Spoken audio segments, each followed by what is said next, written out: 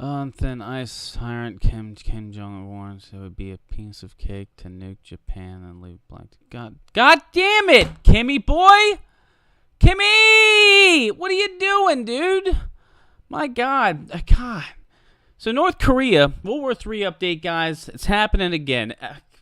It's happening more and more every day.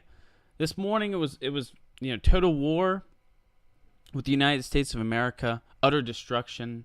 They would use the precious sword of their nuclear weaponry. North Korea came out and said that they're going to maximize their efforts to get more and more nuclear devices. And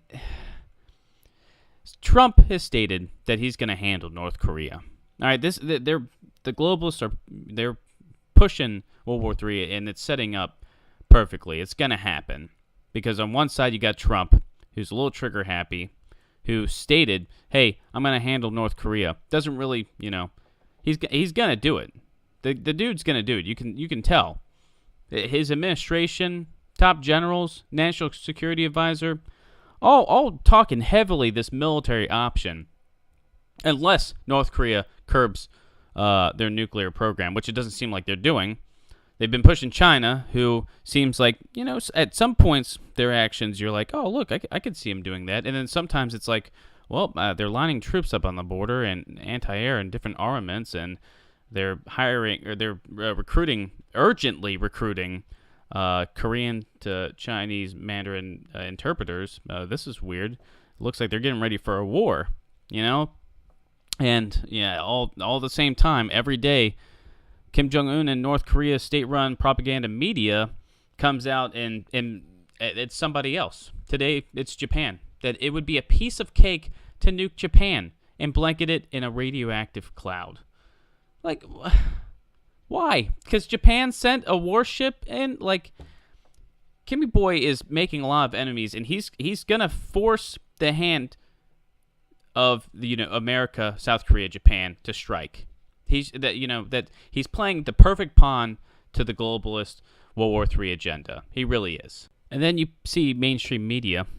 These are the people who covered for the past 2.5, 3 weeks North Korea to a T. They suddenly drop off the last few days, and I don't think that's a good sign. I really don't. I think when World War III happens, when they do a nuclear test and America responds, they're gonna act so surprised, like they weren't pushing for this agenda. But you see him today putting out that Putin and Trump apparently had a super great phone call together where they discussed things like Syria and North Korea and working together, which I don't buy for a second. I really don't. Because at the end of the day, Russia's actions have been just like China, just like America. Everyone's lining troops up. They're getting, anti-air defense systems up. They've got ships in the area. All right, North Korea, China, Iran, and Russia seem to have some sort of alliance going on. So I don't really buy that for a second that, Putin and Trump had this amazing phone call where, we found out that, oh my gosh, we're really going to work together really hard. When the mainstream media was putting out just a week and a half ago, 2 weeks ago, that U.S. and Russia's relations have deteriorated to the point of the Cold War, I don't buy it for a second. I really don't. Now, I really believe that the globalists were waiting for somebody like Trump to get into office. I think World War III was on their agenda prior to the election, and they had a plan if Hillary became the next president. And then when Trump did, I think they had to shuffle the deck a little bit. But I think, I don't believe that the globalists hold all their cards in one hand here, people. All right? And I think they had another play. And that play is to push Trump into a bigger world war, whether it be with Syria or now North Korea.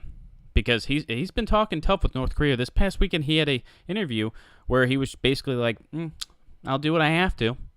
When asked about attacking North Korea, preemptive strike, he's like, military options on the table. They don't really talk much about the sanctions and, bring them to the table to talk. I mean, he did say it would be an honor to talk to Kim Jong-un, but only under the right circumstances, which Kim Jong-un would never agree to. He hasn't in the past, couple decades.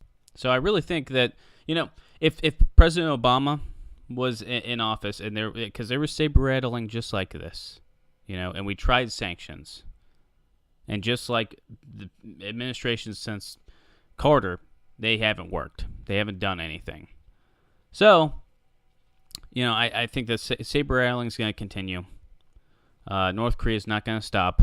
They've already, they said they weren't going to stop with the missile tests, and since doing that, they've had two that have failed, quote unquote. But they've had two, so they're not going to stop. If they said they're going to test a nuclear bomb, a nuclear device, or a nuclear missile, they're gonna hold their word here, people. Okay, it's gonna happen. So there's gonna be more saber rattling. There's still gonna be more troop movements. We've got the Carl Vinson Strike Group in the Sea of Japan. Look for a false flag event when it comes to the Carl Vinson, because I think that's definitely a possibility for the globalists to push their agenda. Because in the end, the globalists want to control us, and the way they do that many times is war or huge catastrophes that weaken American resolve. So we're gonna have to keep on keeping our eyes peeled, guys, because things are, they're not getting any better. They're not. Peaceful solutions look dimmer and dimmer every single day, and it's just a very scary situation.